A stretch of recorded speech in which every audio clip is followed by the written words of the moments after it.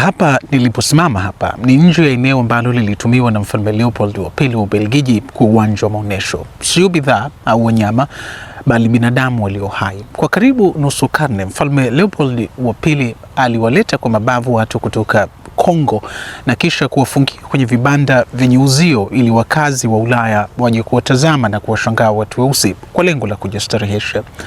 Kwa ambao hawajawahi kusikia kilichotokea ni kwamba mwaka 1897 Mfalme Leopold aliamuru kuanzishwa vijiji vitatu ndani ya eneo hili lilipo hekalu lake la mapumziko nje kidogo tu ya mji mkuu Brussels, na akaelekeza Wakongomani wapatao 267 wakamatwe na waletwe hapa ili waoneshwe kama walivyokwenda kuwatazama wanyama wa mwituni kwenye bustani za wanyama, yani zoo.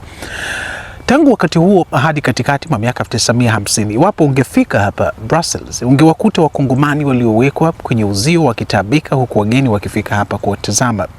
Bustani za kutazama binadamu, kwa kimombo human zoos, zinazingatiwa kuwa kilele cha ukatili usio na kipimo uliofanywa na Mfalme Leopold dhidi ya Waafrika.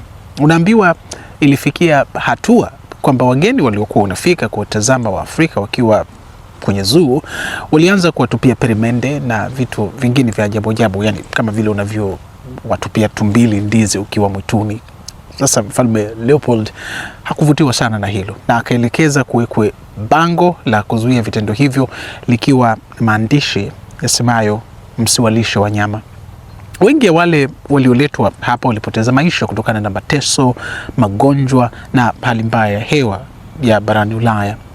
Hivi sasa eneo lote hili ambalo ni kubwa sana limegeuzwa kuwa makumbusho ya Afrika, ikiwa ni jitihada ya Ubelgiji kujaribu kukiri na kutafuta njia ya kufuta makovu ya maovu iliyowatendea Waafrika.